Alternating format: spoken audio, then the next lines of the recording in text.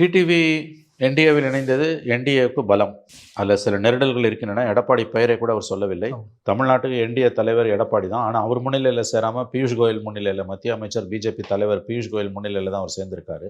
எடப்பாடி பழனிசாமி பெயரை சொல்ல மறுக்கிறார். ஆனால் எடப்பாடி அவர் டிடிவி சேர்ந்ததை வரவேற்று ட்வீட் போட்டிருந்தாரு. அதற்கு நன்றி தெரிவித்து டிடிவியும் ட்வீட் போட்டிருக்காரு. இது 2011 ஜெயலலிதா விஜயகாந்த் அலையன்ஸ் வச்சப்போ நடந்தது தான் நினைவுபடுத்து. ஒரு நாள் இரவு 9 மணி அளவில் விஜயகாந்த் அவருடைய மைத்துனர் சுதீஷ், பண்டுட்டி ராமச்சந்திரன் போய் ஜெயலலிதாவை சந்தித்து விஜயகாந்த் கட்சிக்கும் தேமுதிக அதிமுக கூட்டணி கையெழுத்தானது. அதுக்கு பிறகு 2 பேரும் நேருக்கு நேர் சந்தித்தது எப்போனா ஜெயலலிதா முதலமைச்சராகி பதவியேற்பு விழாவில் தான் சந்தித்தாங்க. அந்த தேர்தல் பிரச்சாரத்தில் 2 பேரும் ஒரே மேடையில் ஏறவே இல்லை, ஜெயலலிதாவும் விஜயகாந்த். அதிகாரத்துக்கு வந்து ஓராண்டில் அந்த கூட்டணி அருந்து தூங்கியது, பிரிஞ்சு போச்சு. தேர்தல் வரைக்கும் ஜெயலலிதாவும் விஜயகாந்தும் ஒருவரை விமர்சிக்கலை, ஒன்றா மேடையில் தோன்றலை, பட் ஒருவரை விமர்சிக்கவும் இல்லை. அது ஒரு நெருடலான கூட்டணியாக தான் இருந்தது. பட் அது ஒர்க் அவுட் ஆச்சு, ஓட் ட்ரான்ஸ்ஃபர் ஆச்சு.